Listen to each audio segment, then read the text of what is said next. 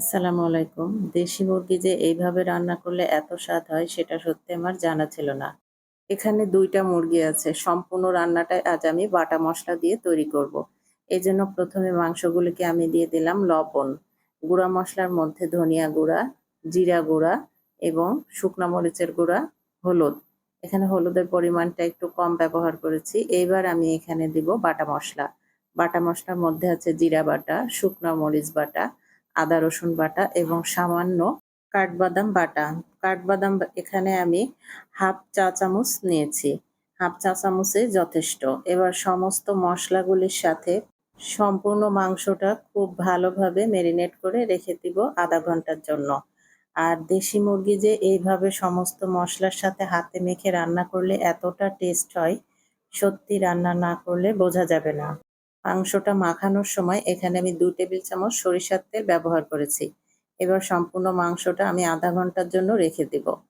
এবার আমি চলে যাব সরাসরি চুলাতে। একটি ফ্রাই প্যান বসিয়ে তার মধ্যে দিয়ে দিব ১ কাপ পরিমাণ তেল। তেলে দিয়ে দিব সামান্য একটু লবণ এবং সামান্য হলুদের গুঁড়া।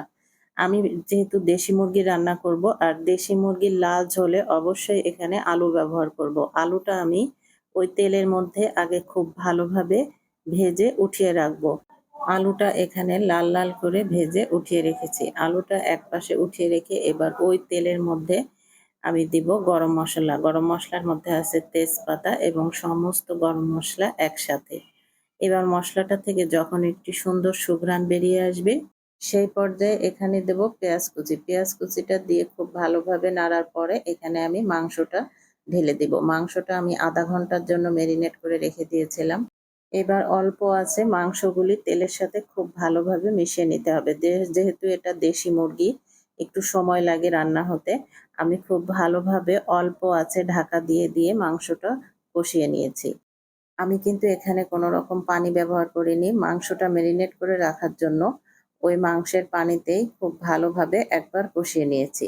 এরপরে এখানে দিয়েছি একটি টমেটো এবং তারপরে আরও সময় নিয়ে পানি দিয়ে মাংসটা খুব ভালোভাবে কষানোর পরে এখানে দিয়ে দিয়েছি আমার ভেজে রাখা আলু এবং কিছু আস্ত রসুন।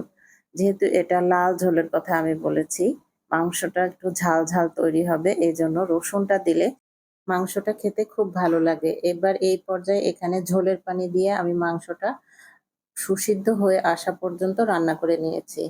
এমন সুন্দর ঝাল, ঝাল দেশি মুরগির মাংসের সাথে আপনারা কি খেতে পছন্দ করেন? আমার তো খুবই ভালো লাগে ছিটা রুটির সাথে খেতে। আমরা এটাকে আঞ্চলিক ভাষায় ছিটা রুটি পিঠা বলি। আপনারা কোন অঞ্চলে কি নামে ডাকেন কমেন্টে অবশ্যই জানিয়ে যাবেন। আমার তো খুবই ফেভারিট খাবার এটা।